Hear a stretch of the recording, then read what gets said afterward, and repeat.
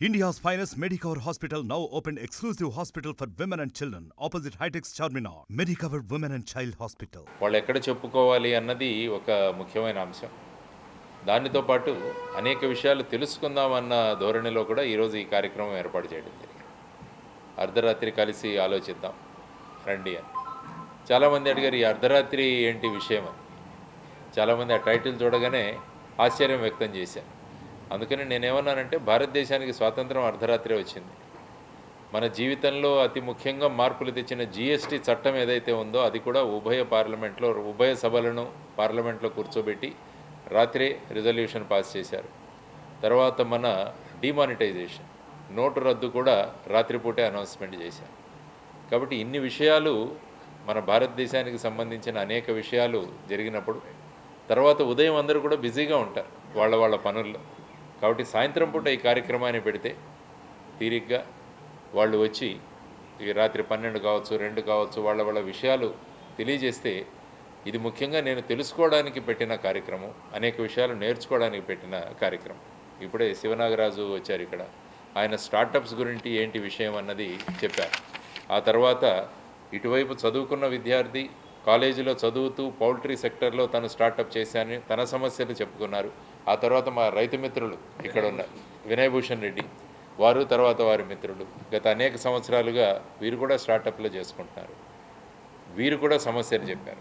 కాబట్టి ఈ స్టార్టప్లో ఉన్న సమస్యలు ఏంటి ముఖ్యంగా చూసుకుంటే మళ్ళీ కరప్షను, ట్రాన్స్పరెన్సీ లేకపోవడం, తర్వాత ఎవరైనా వెళ్ళినప్పుడు వాళ్ళు ఏ భాషలో మాట్లాడాలన్నది ప్రధానమైన సమస్యగా మారిపోతుంది. సో ఇటువంటి విషయాలన్నీ కూడా తెలుసుకుందామన్న ఉద్దేశంతో ఈరోజు ఈ కార్యక్రమాన్ని ఏర్పాటు చేయడం జరిగింది.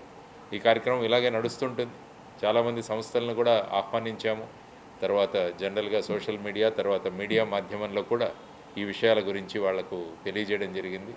కాబట్టి అనేక సంఖ్యలో వచ్చి వాళ్ళు చెప్పిన విషయాలు, దీని విషయంలో పాలసీల్లో ఏ విధంగా మార్పులు రావాలి, తర్వాత వచ్చేసి ముఖ్యంగా మా మిత్రుడు తర్వాత నేషనల్ ట్రైబల్ ఫెడరేషన్ వారు కూడా ఈరోజు ఇక్కడికి రావడం జరిగింది, కుంభా ఉదయ్ కుమార్ అని.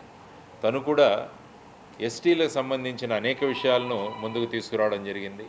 ఆ తర్వాత ముంపు మండలాలు ఏవైతే ఉన్నాయో భద్రాచలం, ఖమ్మం జిల్లాలోని 7 మండలాలు అవి ఏ విధంగా డివైడ్ అవ్వడం జరిగింది. తరువాత ఎస్టీలు అందరికీ కూడా ఈ రిజర్వేషన్ అనేది వర్తించడం లేదు, ముఖ్యంగా రాజకీయ రంగంలో, అంటే మన అసెంబ్లీలో కానీ పార్లమెంట్లో కానీ. వీటి గురించి ఏం చేయాలి అని ఆయన జీవో నెంబర్ 52 గురించి మాట్లాడారు, జీవో నెంబర్ 3 గురించి కూడా మాట్లాడారు. సో ఈ విధంగా అనేక విషయాలు మనం తెలుసుకుంటామన్న ఉద్దేశంతో ఈరోజు ఈ కార్యక్రమాన్ని ఏర్పాటు చేయడం జరిగింది. దానికి మీరు కూడా ముఖ్యంగా మీడియా మిత్రులు రావడం కూడా చాలా ముదావహం. సో ఈ కార్యక్రమం ఇలాగే నడుస్తుంటుంది. అనేక మంది వచ్చి వాళ్ళ విషయాలు తెలియజేస్తారు. ఇది ప్రధానంగా మనం ఇక్కడ పెట్టుకున్న అంశం. తదుపరి కార్యాచరణ అంటే ఇప్పుడు ప్రతి ఒక్కరి ప్రాబ్లం మీరు వింటారు కదా, తర్వాత ఏం చేయబోతున్నారు అంటే ఏది మేజర్ ఇష్యూగా తీసుకొని మీరు గవర్నమెంట్ వరకు తీసుకెళ్తారా, లేకపోతే బట్టి దాని సొల్యూషన్ మనము ఈ విషయాలు తెలుసుకొని ఏ స్థలాల్లో మనం దీనికి సొల్యూషన్ తీసుకురావచ్చు. ఫర్ ఎగ్జాంపుల్ స్టార్టప్స్ గురించి ఆ సంబంధిత విభాగంతో మాట్లాడడం, లేకుంటే ప్రభుత్వానికి ఉత్తరాలు రాయడం, తర్వాత లేకుంటే ఈ రిజర్వేషన్స్ ఈ సందర్భంగా ఎస్టీలకు ముఖ్యంగా మన రాష్ట్రంలో ఉన్న విషయాల గురించి ఎస్టీ కమిషన్కు లెటర్ రాయడం. ఈ విధంగా ఇవన్నీ నోట్ చేసుకొని వీటిని మళ్ళీ వర్గీకరించి ఏవి ప్రభుత్వం దగ్గరికి తీసుకువెళ్ళాలి, ఏది కమిషన్ దగ్గర నుంచి తీసుకురాలి, కోర్టు ద్వారా ఏదైనా సమస్యలు మనం పరిష్కరించవచ్చు, పబ్లిక్ ఇంట్రెస్ట్ లిటిగేషన్స్ వేయడం, అలాంటివన్నీ కూడా చర్చించి ఆ తర్వాత దీన్ని మనం ముందుకు తీసుకెళ్దాం అన్నది ప్రధానంగా మనం తీసుకుంటున్న ఉద్దేశం. ప్రభుత్వం నుంచి ఎలాంటి అంటే ఎంతవరకు రెస్పాన్స్ వస్తుందని మీరు అనుకుంటున్నారు ఈ కార్యక్రమం ద్వారా? అంటే నేనేంటంటే ప్రభుత్వం నుంచి కాదు కానీ ఇప్పుడు ఎందుకంటే ప్రభుత్వం ఆల్రెడీ అనేక ప్రోగ్రాములు పెట్టింది. స్పందన కార్యక్రమం కావచ్చు, లేకుంటే డైరెక్ట్గా డయల్ నెంబర్ కూడా ఇచ్చున్నారు మనకి. సో వాటి ద్వారా కొన్ని సమస్యలు పరిష్కరించబడుతూ ఉండొచ్చు. కానీ ఇక్కడ వచ్చి పరిష్కరించబడని సమస్యలు ఏవైతే ఉన్నాయో కొన్ని విషయాలు ఎక్కడ చెప్పుకోవాలన్నది కూడా ఒక విషయం ఉంటుంది. ఇప్పుడు ఎవరికి చెప్పాలి, ఎలా చెప్పాలి అనేది ఒక ప్లాట్ఫామ్ కూడా లేదు. కాబట్టి అలాంటిది ఒక ప్లాట్ఫామ్ క్రియేట్ చేసి ఇక్కడ చర్చించిన విషయాలను ఏ స్థాయికి మనం ఎక్కడికి తీసుకెళ్లాలన్నది కూడా మనం నిర్ణయించుకున్నాం అన్నది ఒక ప్రయోగం చేస్తున్నాం. ఆ విధంగా చేస్తున్న అంశం.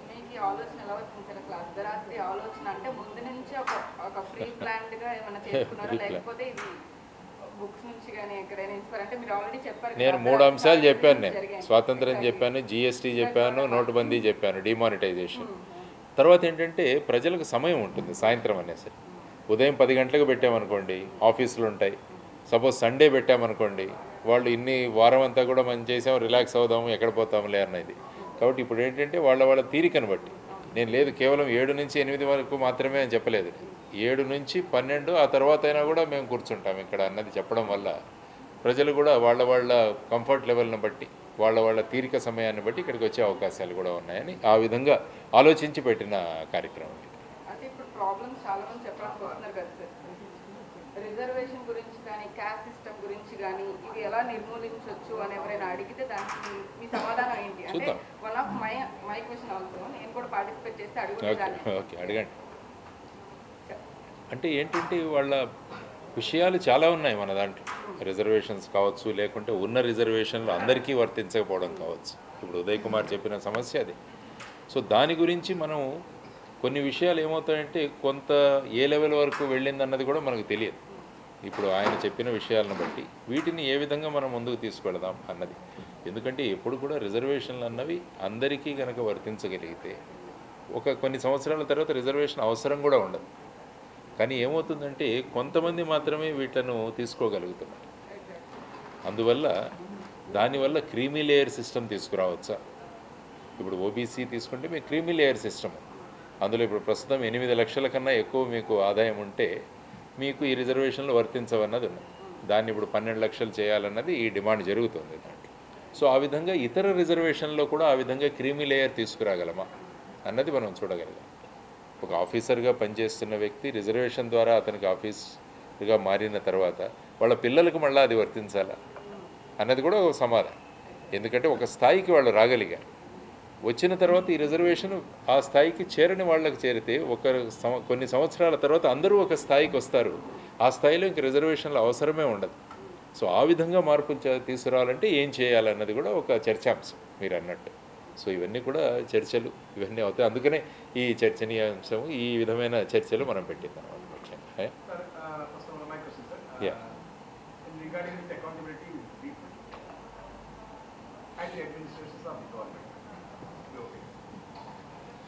Basically accountability has to be there with everyone.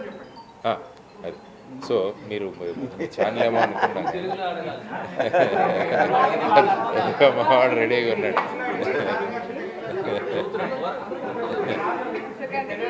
లేదు, నో ప్రాబ్లం, ఇది మైనర్ ఇష్యూ. ఆయన ఏమంటారంటే పారదర్శకత, తర్వాత వచ్చేసి జవాబుదారీతనం, ఇవి ప్రభుత్వంలోనూ ఉండాలి, ప్రజల్లోనూ కూడా ఉండాలి. అందరూ జవాబుదారీతో పనిచేయాలి, అందరూ కూడా పారదర్శకంగా ఉండాలన్నది ప్రధానమైన ఇష్యూ. ముఖ్యంగా ప్రభుత్వాలు ఇంకా ట్రాన్స్పరెన్సీగా ఉండాలి, పారదర్శకంగా ఉండాలి. అందుకని మీరు చూస్తే 2005వ సంవత్సరంలో సమాచార హక్కు చట్టం కూడా తీసుకురండి, రైట్ టు ఇన్ఫర్మేషన్ యాక్ట్, దాని ప్రకారం. కానీ క్రమక్రమంగా ఏమవుతుందంటే చాలా విభాగాలు రైట్ టు ఇన్ఫర్మేషన్ నుంచి వాళ్ళు బయటపడడానికి చాలా ప్రయత్నాలు చేస్తున్నారు.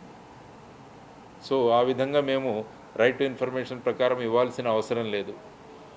ముఖ్యంగా ఏంటంటే ఇన్ఫర్మేషన్ అన్నది ప్రజలకు ఇస్తే అప్పుడు ఏమవుతుందంటే నిర్ణయాలు తీసుకునే ప్రభుత్వం కూడా రేపు ఆలోచిస్తారు. ఎందుకంటే మేము తీసుకుంటున్న ప్రతి నిర్ణయం కూడా ప్రజలకు చెప్పాల్సి వస్తుంది. దానికన్నా నేను అంటాను, ఆఫీసు ఫైల్స్ అన్నీ సీక్రెట్ ఫైల్స్ కాకుంటే ఈ ఫైల్స్ అన్నీ కూడా మీరు డిపార్ట్మెంట్ వెబ్సైట్లో పెట్టేయండి. ఏ సెక్రటరీ ఏం రాస్తున్నాడని చెప్పేది కూడా ప్రజలకు తెలియనివ్వండి. అల్టిమేట్గా ప్రజలే ప్రభువులు మనకి, కాబట్టి వాళ్ళకి తెలియాలి ఎవరేం రాస్తున్నారని. కాబట్టి అన్నీ సీక్రెట్గా పెట్టేసి కొన్ని జీవోలు కూడా సీక్రెట్గా ఉంచి వెబ్సైట్లో పెట్టకపోవడం, ఇవన్నీ కూడా హైకోర్టు వరకు వెళ్ళామండి. కాబట్టి ప్రభుత్వాలు ఎప్పుడు కూడా పారదర్శకంగా ఉండాలి, ఎవరైనా వచ్చి రికార్డు చూసుకునే అవసరం వాళ్ళకు ఉండాలి. ఇవన్నీ కూడా చేయాల్సిన అవసరం చాలా ఉంది. ఎందుకంటే ప్రజాస్వామ్యంలో పారదర్శకత అన్నది చాలా ప్రధానమైన అంశం. ఎందుకంటే ప్రజలే ప్రభువులు అన్నది మనం ఎప్పుడూ ఆలోచించాలి. కాబట్టి వీళ్ళు ప్రతినిధులు మాత్రమే, మనం ఎవరినైతే ఎన్నుకుంటున్నామో వాళ్ళు ప్రతినిధి. సో ఆ ప్రతినిధులు అనేక విషయాలని తెలియజేయడం లేదు. కాబట్టి ప్రజలు పారదర్శకతను కోరాలి, తర్వాత ప్రజాప్రతినిధులు కూడా పారదర్శకంగా ఉండాలి, ప్రభుత్వాలు కూడా పారదర్శకంగా పనిచేసినప్పుడే ఏమవుతుందంటే ఒక మంచి స్వరాజ్యం ఏర్పడుతుంది, మంచి సుస్థిర ప్రజాస్వామ్యంలో మనం పనిచేస్తాం. సో ఈ విధంగా చేయాల్సిన అవసరం చాలా మీరు అడిగిన ప్రశ్న. amongst the common man Telugu sir. want to run into the present political situations or common interests? అంటే సర్వసాధారణ వ్యక్తి నేను రాజకీయాల్లో రాగలనా అన్నది ఒక పెద్ద ప్రశ్నార్థకం. అంటే రాజకీయాలంటే ఒక భూతంలాగా తయారు చేసి పెట్టేశారు. మీ దగ్గర డబ్బు ఉంటే తప్ప మీరు రాజకీయాల్లోకి రాలేరు, మీ కొంత వర్గం మీ వెనక ఉంటే తప్ప మీరు రాజకీయాల్లోకి రాలేరు. కాబట్టి చాలామంది ఆలోచించడం మొదలుపెట్టారు, మనం రాజకీయాల్లోకి రాలేమా అన్నది. సో దీన్ని మనం బ్రేక్ చేయాలి. దీన్ని మనం ఎక్కడో ఒక చోట కుండబద్దలు కొట్టేయాలి. దీంట్లోంచి సర్వసాధారణ వ్యక్తి కూడా నేను రాజకీయాల్లో నేను పోటీ చేయగలను అన్న ఆత్మవిశ్వాసాన్ని వాళ్ళలో పెంచగలిగాను. దానికోసం ఎన్నో ఎన్నికల సంస్కరణలు రావాలి. డబ్బు ప్రభావం ఏదైతే ఉంటుందో దాన్ని తగ్గించాలి. ఈ విధంగా మనం చేయగలిగితే, ఫర్ ఎగ్జాంపుల్ మీరు చెప్తాను, తెలంగాణలో ఇప్పటికే జరిగిన ఎన్నికల్లో కొల్లాపూర్ అనే నియోజకవర్గంలో, నాగర్ కర్నూలు జిల్లా కొల్లాపూర్ అనే గ్రామంలో శిరీష అనే ఒక అమ్మాయి, బర్రెలక్క అని కూడా అమ్మాయి మీడియాలో ఆవిడ అమ్మాయి గురించి చాలామందికి తెలుసు. అమ్మాయి నిలబడింది. నేను ప్రస్థాపిత పార్టీలు ఉన్న చోట నేను నిలబడతాను అన్నది ఈ అమ్మాయి. ఆ అమ్మాయి ఏమనిందంటే, నోటిఫికేషన్లు వస్తున్నాయి కానీ మాకు ఉద్యోగాలు రావడం లేదు, నోటిఫికేషన్లు వస్తున్నాయి, పేపర్ లీక్ అవుతోంది, క్యాన్సిల్ అవుతోంది, మరి మా వయసు కూడా పెరిగిపోతుంది, మేము రేపు ఆ పరీక్షలకు అనర్హులుగా ప్రకటించడం జరుగుతుంది. అందువల్ల నేను గనక శాసనసభలో వెళ్ళగలిగితే ఈ నిరుద్యోగుల యొక్క గొంతుకను నేను అవ్వగలను అని చెప్పి ఆ అమ్మాయి అక్కడ నామినేషన్ వేయడం జరిగింది. అది మంచి శుభసూచకం. ఎస్, ఇలాంటి వాళ్ళను ప్రోత్సహించాలి, మనం ప్రోత్సహించాలి. ఎందుకంటే నేను వెళ్ళాను అమ్మాయి దగ్గరికి, వెళ్ళి సపోర్ట్ చేశాము. ఆ అమ్మాయికి 5764 ఓట్లు వచ్చాయి. శుభసూచకం. అది మొదలైంది ఎక్కడో మార్పు.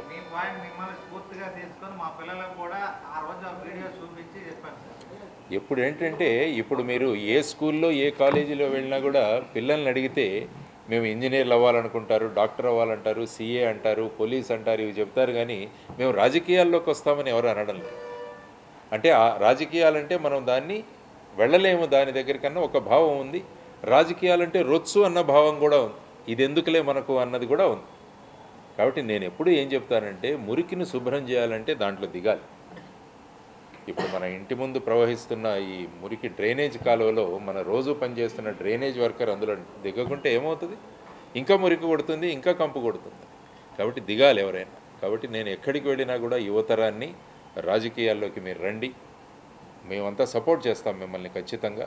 ఈరోజు కాకపోయినా కొన్ని సంవత్సరాల తర్వాత మార్పు వస్తుంది ఖచ్చితంగా అన్నది మనం అందరం కూడా వాళ్ళకి ఇవ్వాల్సిన సందేశం. కాబట్టి మీ ద్వారా నేను యువతరానికి తెలియజేయడం ఏంటంటే, రండి, అందరం కలిసి మనం పనిచేద్దాం, ఒక మార్పును మనం తీసుకొస్తాం. లేకుంటే ఏమవుతుందంటే, వంశపారంపర్యంగా వాళ్ళు వాళ్ళ పిల్లలు, వాళ్ళ మనవలు వీళ్ళే రాజకీయాల్లోకి రావాలన్న ఇంకొక విధానం కూడా అయిపోతుంది. కుటుంబ పాలన అంటాం. కుటుంబ పాలన అది కూడా ఎందుకు జరపాలి? రాచరికం అని చెప్పేసి మనం వాళ్ళను వదిలేసుకున్నాం. కానీ మళ్ళా రాచరిక ధోరణులే మన ప్రజాస్వామ్యంలో కూడా వస్తున్నాయి. సో ఈ విధంగా మార్పు రావాలన్నది మనం ప్రధానంగా. రాజకీయాలంటే ప్రతి ఒక్కరూ కూడా వాళ్ళు ఆ విషయం మీద వాళ్ళు మక్కువ చూపించాలి అన్నది చాలా ముఖ్యమైన విషయం. అది నేను మీ ద్వారా యువతరానికి ముఖ్యంగా ఇస్తున్న సందేశం. What made you to do this program? అంటే యాక్చువల్గా మీరు డైరెక్ట్గా ఇండైరెక్ట్గా చాలా ఇన్సిడెంట్స్ చూసుంటారు, ఫేస్ చేసి ఉంటారు. ఏది మిమ్మల్ని ఎక్కువ ప్రలోభితం చేసింది? అంటే జనాల్లోకి వచ్చి ఇలా మాట్లాడాలి, ఇలా ప్రోగ్రామ్ పెట్టాలి, వాళ్ళ సమస్యలు తెలుసుకోవాలి, లేకపోతే సూచనలు తెలుసుకోవాలని ఎందుకు అనిపించింది? నేను ఎందుకంటే మామూలుగా తిరుగుతుంటాను, నేను అందరినీ కలుస్తుంటాను, నేను వ్యవసాయం చేస్తాను, నేను కౌలు రైతునే. కాబట్టి రైతుల దగ్గర నుంచి అనేక విషయాలు నాకు తెలుస్తాయి. తర్వాత ఎలక్షన్లు చాలా ముఖ్యమైన అంశం. ఎలక్షన్లలోనే మనము క్యాండిడేట్ల నుంచి అనేక విషయాలు వాళ్ళ దగ్గర నుంచి హామీలుగా తీసుకోవచ్చు. అందుకనే నేను ఏం చెప్తున్నానంటే, ప్రతి ఒక్కరికి కూడా పార్టీలు మేనిఫెస్టోలు తయారు చేస్తాయి, కానీ నేను అనడం ఏంటంటే ప్రజలు మేనిఫెస్టోలు తయారు చేయాలి, గ్రామాలు మేనిఫెస్టోలు తయారు చేయాలి. ఇచ్చి ఈ క్యాండిడేట్లు ఎప్పుడైతే మా దగ్గరికి వస్తారో, ఇది మా గ్రామం మేనిఫెస్టో, మీరు ఇది చేస్తామని మాకు హామీ ఇవ్వండి అని. ఈవెన్ మేము తెలంగాణలో జరిగిన గ్రామ పంచాయతీ ఎలక్షన్లలో వీళ్లను బాండ్ పేపర్ మీద రాసివ్వమని కూడా మేము అడిగాం క్యాండిడేట్లు.